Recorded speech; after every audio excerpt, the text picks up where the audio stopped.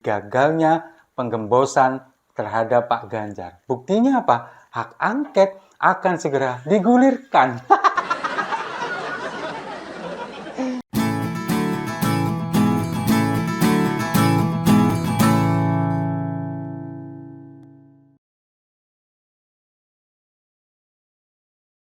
Pekan lalu saya sama Ganjar hari Jumat, pekan lalu bersama TPN, bersama Ibu Mega juga, gitu. Dan di luar itu banyak sekali kami ketemu dengan tim hukum bersama Mas Ganjar. Jadi ya komunikasi kami terus jalan karena sudah ada garisnya dari ketua kerjasama partai pengusung, ya itu dari Indonesia, dan kita mengambil dua jalur secara tegas, satu jalur hukum, itu saya yang mengkoordinir pada tingkat pasangan calon, kemudian jalur politik itu nanti saya tidak ikut jalur politik, yaitu angket, karena saya bukan orang partai, tapi saya membaca bahwa rancangan angket itu serius dan sudah jadi, saya sudah pegang. Naskah akademiknya tebal sekali, di atas 75 halaman lah yang sudah saya baca itu.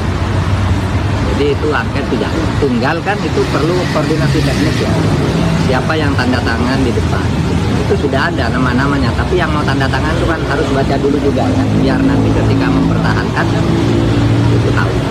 Dan itu jalur politik kan Pak ya? Itu jalur politik yang dikoordinir kalau pada tingkat paslon itu oleh Mas Ganjar. Saya jalur hukumnya. Salam damai untuk Indonesia, berjumpa lagi bersama saya, Papa Dimas. Info kali ini datangnya dari gagalnya penggembosan terhadap Pak Ganjar. Buktinya apa? Hak angket akan segera digulirkan.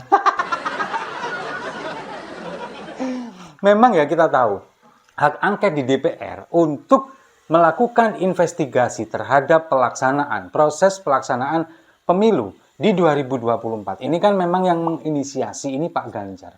Mendorong kepada partai-partai politik, fraksi-fraksi yang ada di DPR RI untuk menggulirkan hak angket. Karena apa?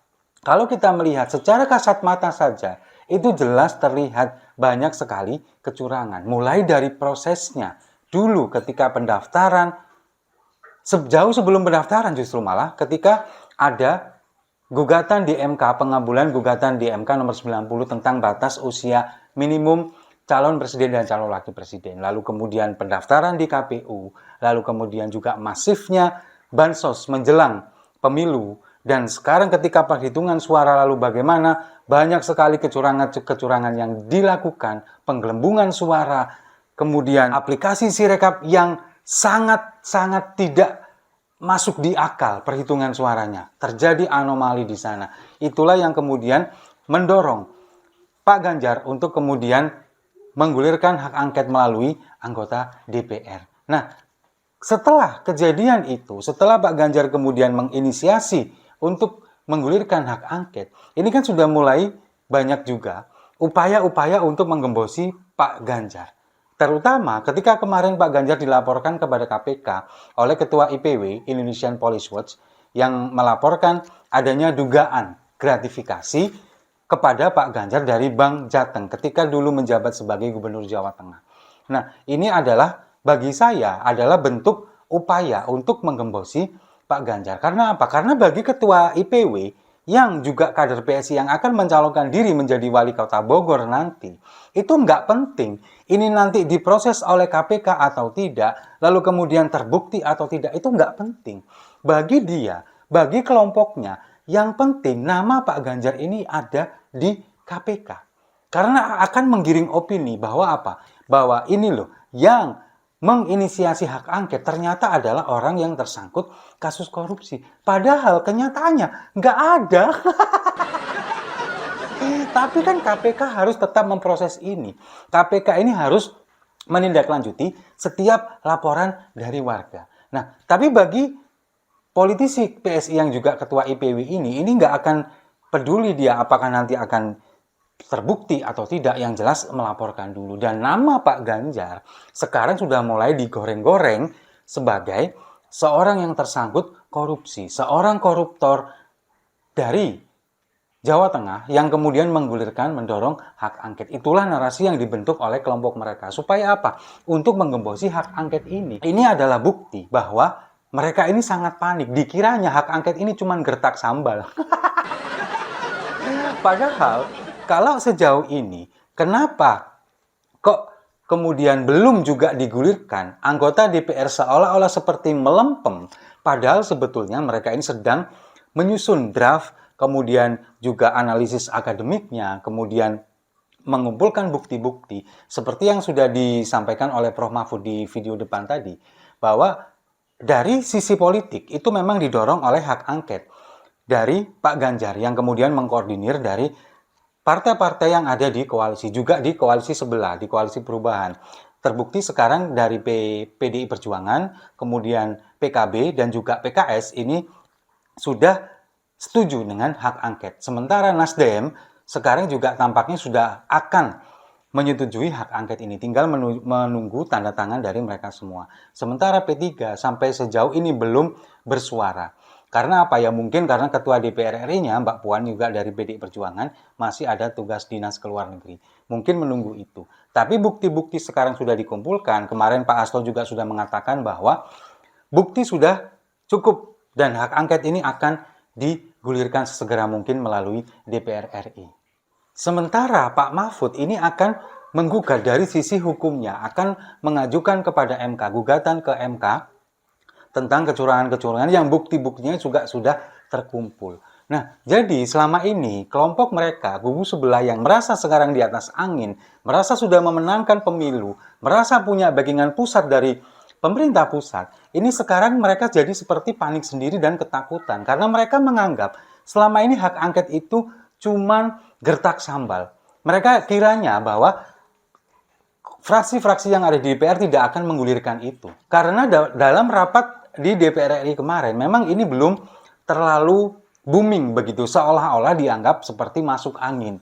Padahal sebetulnya fraksi-fraksi ini sedang mengumpulkan bukti-bukti, kemudian menyusun naskah akademiknya. Dan sekarang sudah finish, sudah beres dan akan segera digulirkan.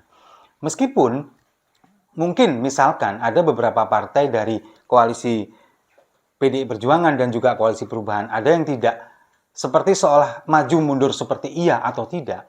Lalu kemudian juga di Nasdem sendiri sepertinya dari penguasa ini mencoba untuk merayu, menggoda, menawarkan jatah menteri dan sebagainya. Itu juga seperti seolah maju mundur.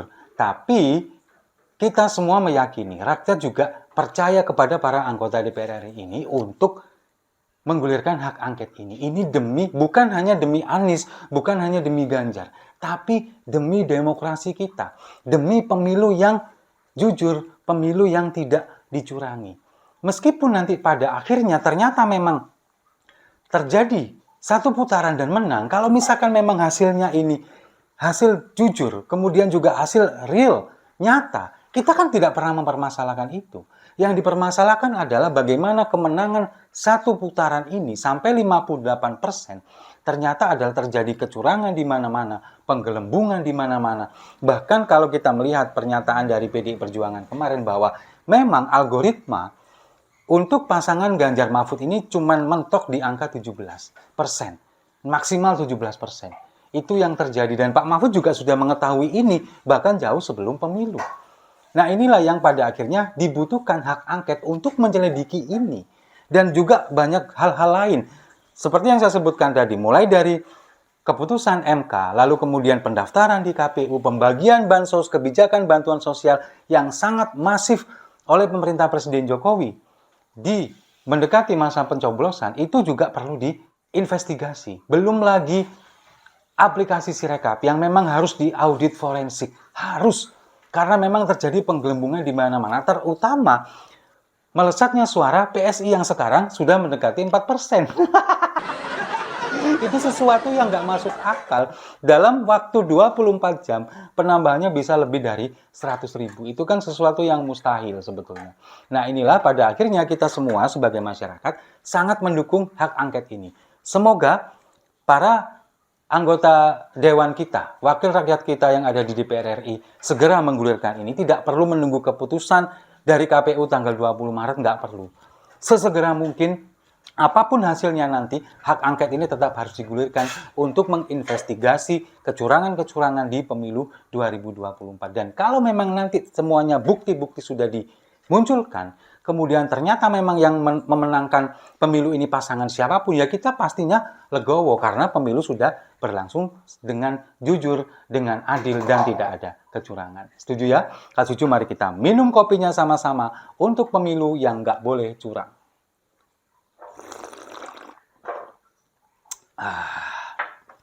Saya rasa itu. Terima kasih sudah menyimak. Jangan lupa like, komen, dan subscribe. Sampai jumpa di video-video saya selanjutnya. Jangan kira hak angket cuman gertakan.